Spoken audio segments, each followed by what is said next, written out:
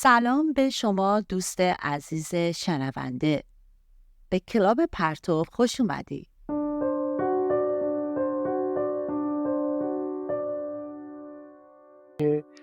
مهمترین وجه تمایزی که ما بین انقلاب سال 57 ایران و مابقی انقلاب‌های کلاسیکی که قبل از اون اتفاق افتاده بود و معتقد هستیم که انقلاب ایران هم آخرین انقلاب کلاسیک هست بر اساس اون الگوهایی که اتفاق میفته، مهمترین وجه تمایزش همین هست. این وجه تمایز به اندازه‌ای مهم هست که مثلا خانم اسکاچپول تمام نظریات خودش رو در خصوص انقلاب‌ها با تحلیل انقلاب ایران تغییر میده و همین مسئله ایدئولوژی و این مسئله اسلام رو، اسلام شیعی و اسلام سیاسی رو وارد تحلیل خودش میکنه با در واقع پشت کردن به همه نظریات قبلی که داشت. از این حیث این موضوع بسیار مسئله حیاتی و اساسی است. با توجه به اینکه قرار شد که فعلا در 2 نوبت صحبت بکنیم، من خودم مطالبی که آماده کرده بودم رو در 4 بخش حاضر کرده بودم و سعی می‌کردم کوتاه باشه. همین‌ها رو تجمیع می‌کنم که در 2 بخش بتونم عرایضم رو برسونم. این و در بخش مقدماتی عرایضم خیلی خلاصه میخوام یک مورد نظری و تئوریک رو اشاره بکنم. اون هم این هست که ببینید در عنوانی که تنظیم شده سوال این هست که انقلاب 57 چرا، کی و چگونه اسلامی شد. در واقع انگاری که 3 تا سوال دیگه: چرا اسلامی شد، کی اسلامی شد و چگونه اسلامی شد. همش یکی شده در ذیل یک موضوع. این توجه داشته باشیم که این موضوع یک پرسش سگانه هست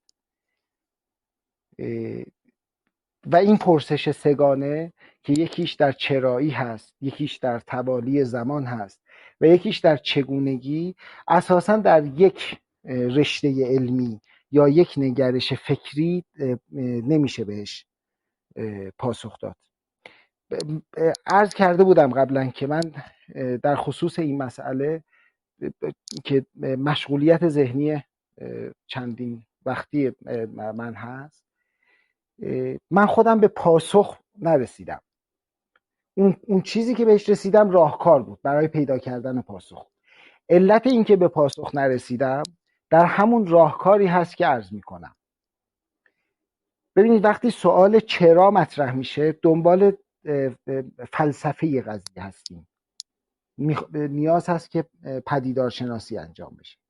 سوال کی، پاسخ به سوال کی در واقع به دنبال توالی زمانی و حتی کرونولوژی موضوع هست. سوال چگونه به دنبال گره‌گشایی از مکانیزم و نحوه عمل این پدیده است.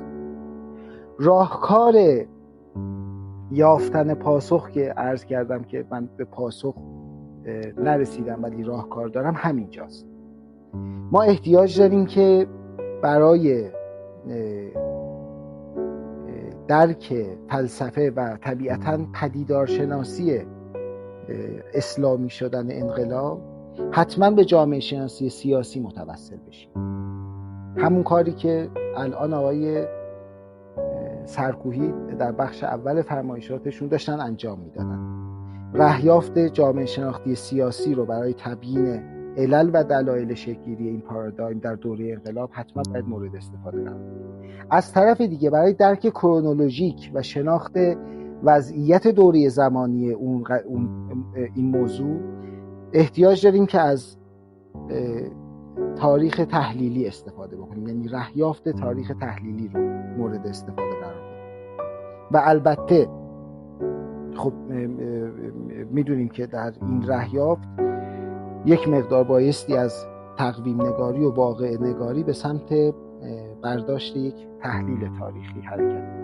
چگونگی وقوع این پدیده هم که میگیم چگونه اسلامی شد ارتباط مستقیم با جامعه پذیری داره، یعنی پذیرش اون از طرف مردم، مقبولیتش در بین اکثریت معترضان و تظاهر کنندگان. این هم احتیاج به رهیافت روانشناسی اجتماعی داره. منظور من چیه در این بخش مقدماتی؟ میخوام بگم که برای اینکه پاسخ به این سوال پیدا بشه ما بایستی همزمان و هماهنگ از 3 رهیافت علمی برای تحلیل قضیه استفاده کنیم، هم از جامعه شناسی سیاسی، هم از تاریخ تحلیلی و هم روانشناسی اجتماعی. این 3 تا بایستی با همدیگه همپوشانی داشته باشند، در عین حال که هر کدوم از این رهیافت‌ها به یکی از این سوال‌ها مستقیما ورود میکنه و دنبال جواب هست، در خصوص 2 تا سوال دیگر هم نظر داره و بحث میتونه داشته باشه. الان دوستان ملاحظه فرمودن آقای سرکویی وقتی داشتن بحث رو مطرح میکردن، لابلای اون بحث نظری که داشتن از جامعه شناسی اون دوره صحبت میکردن، گزاره هایی رو هم از موقعیت های تاریخی در اون دوره نقل کردن و صحبت کردن. این گوشه از اون همپوشانی هاست که این رهیافت ها بایستی با هم دیگه داشته باشه. نتیجتا این رو خواستم که این موضوع در عرض مقدماتیم باشه، به خاطر اینکه احتمالا دوستان عزیزی باشن که علاقه‌مند باشن به این موضوع بپردازن و مورد بررسی قرار بدن. خواهش برادر کوچکشون این هست که اگر خواستن این کار بکنن تشکیل تیم‌های مطالعاتی بدن که در اون این 3 رهیافت حتما مورد استفاده قرار بگیره و کار رو همزمان و هماهنگ این ببره جلو. همچین کاری هم تا حالا انجام نشده، این یعنی به این متد برای این سوال تا حالا این کار اتفاق نیفتاده. کارهای جسته گریخته انجام شده، هر کسی هم از روش متدیک و علمی خودش استفاده کرده، از متدولوژی علمی خودش استفاده کرده که به بخشی از این قضیه پاسخ بده. الان هم که ما در خدمت دوستان داریم صحبت میکنیم همین اتفاق خواهد افتاد، یعنی عملاً متدولوژی ها متفاوت خواهد بود و ارزش کاری که الان آقای غلام ابوالفضل و آقای سرکویی و آقای ویسی انجام دادن بابت اینکه این پرسش 3 گانه رو ذیل این عنوان جمع کردن، تجمیع کردن، همین هست که بشه به صورت جامع بهش نگاه کرد. حتی اگر فرصت هم کم باشه به هر حال یک شروع خوبی هست برای اینکه این کارهای علمی انجام بشه. این بخش مقدماتیم. در زمانی که باقی مونده برام برسم به اون سوال چرا. طبیعتاً موضوعاتی که عرض خواهم کرد نگاهش به تاریخ تحلیلی هست. در نتیجه من خواهش میکنم که دوستان در این 5-6 دقیقه من رو همراهی بفرمایند تا شما نیمی از زمانتون باقی مونده آقای رحیمی. متشکرم. ببینید ما در انقلاب‌های کلاسیک یک الگوی مکرری رو میتونیم مشاهده بکنیم که یک فرایند مشترک رو در این انقلاب‌ها رخ میده. الان فرصتش نیست که در مورد انقلاب‌های دیگه صحبت بکنیم. در نتیجه من از اونجا فاکتور میگیرم و خود اون الگوی مکرر رو عرض میکنم. چندین بار هم تکرار کردم، از دوستانی که براشون تکراری میشه بسیار پوزش میخوام. در انقلاب‌های کلاسیک یک فرایند 5 مرحله‌ای اتفاق میفته. در مرحله اول نارضایتی‌های اجتماعی شکل میگیره. نارضایتی‌ها همراه با خشم هستند معمولاً و به دلیل اینکه حکومت‌های مقابل این وضعیت‌های اجتماعی عمدتاً حکومت‌های استبدادی یا دیکتاتوری و به صورت کلی سرکوبگر هستند، در مقابل بروز نارضایتی‌ها و خشم‌های اجتماعی این حکومت‌ها مدیریتشون مدیریت سخت هست، مدیریت خشن هست، از سرکوب استفاده می‌کنن و این یک وضعیت تعاملی دوگانه رو ایجاد می‌کنه که نارضایتی باعث سرکوب میشه، سرکوب باعث نارضایتی میشه و مرتب خشم اجتماعی انباشته میشه. در این مرحله حالا برای مثلا خیلی سریع عرض می‌کنم، مثلا در انقلاب 57 ما دوره 1140 به بعد رو اگر فقط اون دوره رو مورد توجه قرار بدیم، دوره شروع اصلاحات ارضی و اعتراضها، دقیقاً شروع اون نارضایتی‌ها و خشم‌های اجتماعی. در این قضیه عقبه و سابقه تاریخی هم تأثیرگذار هست، ولی یک نقطه عطف نیاز داریم داشته باشیم تا رو به جلو یا اصطلاحاً رو به آینده در تاریخ نگاه بکنیم.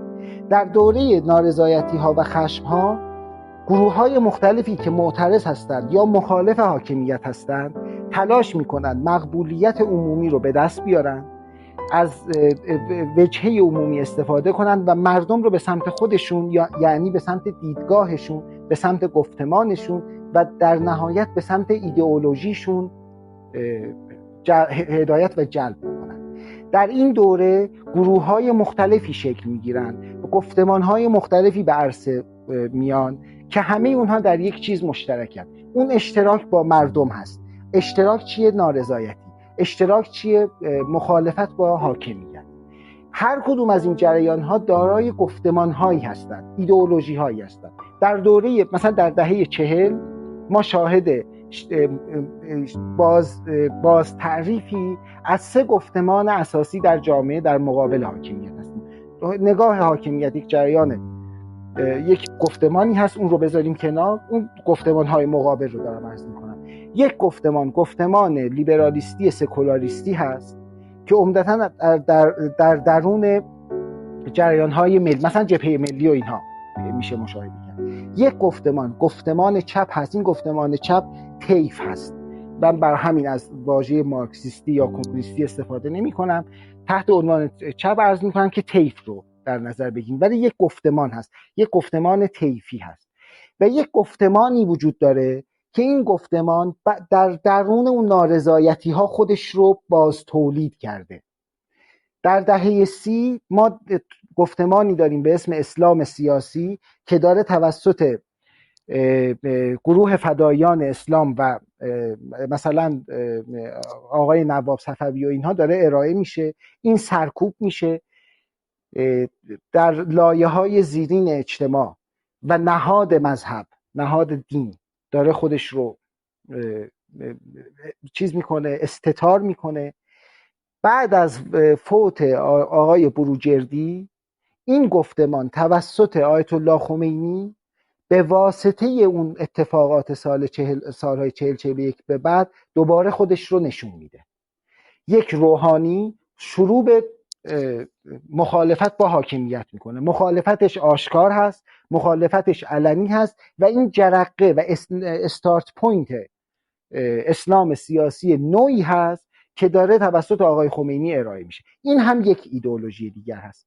قاعده مرحله دوم در انقلاب ها این هست که این ایدئولوژی ها با همدیگه به چالش میفتن، به چالش میرسن، با همدیگه به تقابل برمیخورن. چرا؟ چون این تقابل هست که باعث میشه مردم، جامعه به سمت اینها گرایش پیدا بکنن و حرکت بکنن. ما دوره مثلا یک دوره حدود مثلا 15 ساله از سال 41 که شروع جریان آقای خمینی هست و بعد شکل‌گیری گروه‌ها و جریان‌هایی که منتسب به ایشون هستن، از مؤتلفه اسلامی در نظر بگیرید تا گروه حزب ملل اسلامی و گروه‌های مسلح دیگر که اینها تلاش می‌کنند اسلام سیاسی رو باز تعریف بکنن، در جامعه نشون بدن. اون نقطه‌ای که آقای سرکوهی اشاره کردن به سال 56، یعنی منظورشون دیماه سال 56 هست. دیماه سال 56 نقطه‌ای هست که گفتمان اسلام سیاسی داره خودش رو کاملا به جامعه در واقع میقبولونه، تحمیل میکنه، خودش رو مورد پذیرش داره قرار میده. این کیش اینه، چراش به دلیل این هست که در واقع تمام بحثم سر چرا بود دیگه. چرا به دلیل این هست که این ایدئولوژی بایستی خودش رو یک ایدئولوژی باید خودش رو غالب بکنه. اگر این اتفاق نیفته اصلا انقلاب صورت نمیگیره. برای اینکه انقلاب اتفاق بیفته باید ایدئولوژی آلترناتیو شکل بگیره.